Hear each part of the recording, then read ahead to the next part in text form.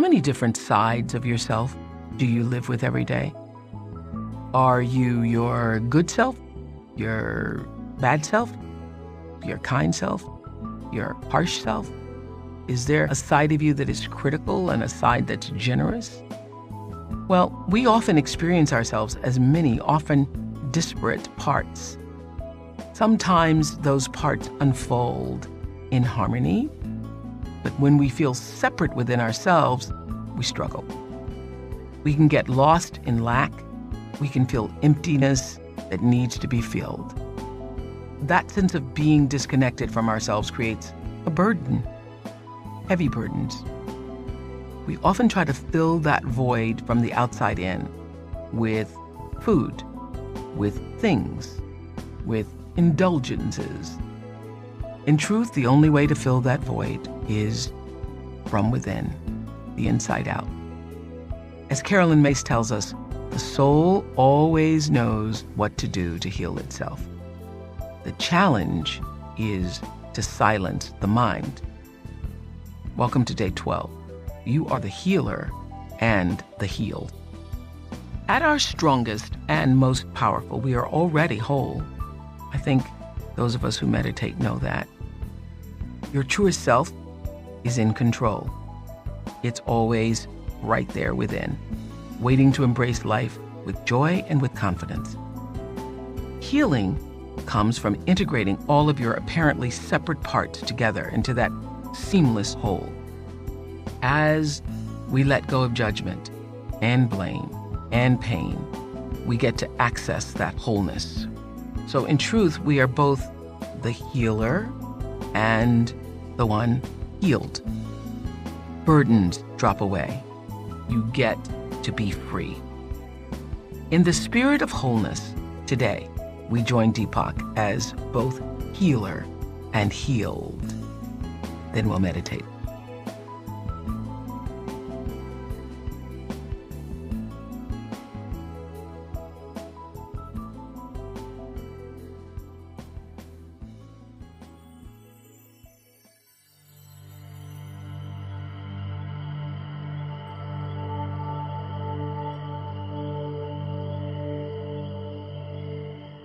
Naturally, we think of ourselves as a single personality, but we all fall into the habit of acting like we are many parts.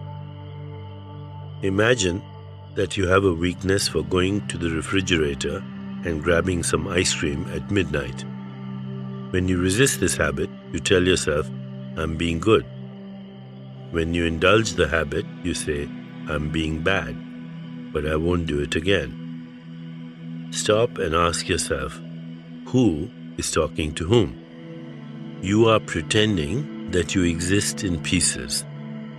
One part of you feels separate from the other, and that your individuality is fundamentally separate from everyone else's. Pretend long enough and the illusion comes true. This is why the world's wisdom traditions treat healing as coming out of separation. Healing is integrating all of the apparently separate parts together into a seamless whole. In truth, you're both the healer and the healed. Yet, the damage done by living in separation stems from being convinced that you can find healing only from outside yourself. In our society, this usually means running to the doctor, therapist, or personal trainer whose role is to supply a cure for whatever ails us. Each of these does much good, of course, but it's vital to restore yourself to the integrated role of healer and healed. Our separate selves are never equal. One part which feels in control is stronger than the part that feels weak and victimized. In reality, our integrated self is much more in control of healing than we realize. Our immune system is powerfully equipped with millions of years of evolutionary knowledge built into the immune cells, allowing us to fight off thousands of microorganisms and potentially cancerous cells every day. Knowing that you are already a profound healer gives a sense of power removing the feeling of being victimized. When we choose to blame someone else for doing it to us, the balance has swung the other way. We have abandoned the healer role, which is the part of us that has self-control, self-worth, and the ability to find unexpected solutions to life's problems and challenges. The ability to spring back into control is a trait that's possessed by people who live a long, healthy lifespan, meaning beyond 85 or 90. The same bad things happened to them as to anyone else, but they were emotionally resilient. They learned to bounce back into the role of being in control and self-reliant. In our meditation, we become our true self, which isn't fragmented because it doesn't play any role. It simply is, centered in its own being. As you come out of separation, you will see that the roles you play do not define you because you are no longer divided inside. Because you are whole, you have lost the habit of judging against yourself, attacking and blaming yourself, all the useless emotional weight. All of this is the baggage that comes with separation. When you aren't divided in yourself, the baggage drops away, leaving you free and enlightened. As we prepare to meditate together, let's take a moment to consider our centering thought. I embraced my role as both healer and healed. I embraced my role as both healer and healed. Now let's prepare for our meditation. Make yourself comfortable and close your eyes. Begin to be aware of your breath and just breathe slowly and deeply. With each breath, allow yourself to become more deeply relaxed. Now gently introduce the mantra Har, Hare, Hari. Har, Hare, Hari. This mantra heals us by activating our light of vitality within. The sequence of sounds generates flowing waves of consciousness that balance and restore all aspects of our health. Repeat it silently to yourself. Har, Hare, Hari. Har, Hare, Hari. Har, Hare, Hari. With each repetition, feel your body, mind, and spirit open and receive just a little more. Whenever you find yourself distracted by thoughts, noises, or physical sensations, simply return your attention to silently repeating the mantra. Har, Hare, Hari. Har, Hare, Hari. Har, Hare, Hari. Please continue with your meditation. I'll mind the time, and when it's time to end, you'll hear me ring a soft bell. Har, Hare, Hari. Har, Hare, Hari. Har, Hare, Hari.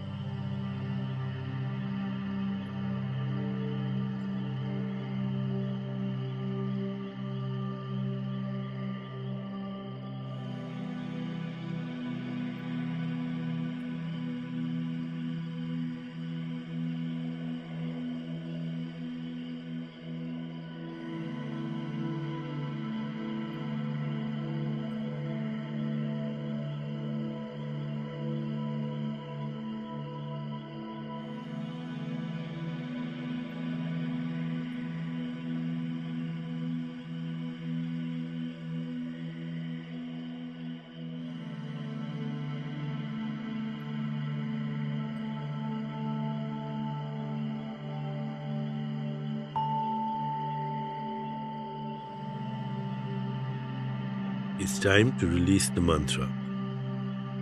Continue to sit restfully, inhaling and exhaling slowly. When you feel ready, you can open your eyes.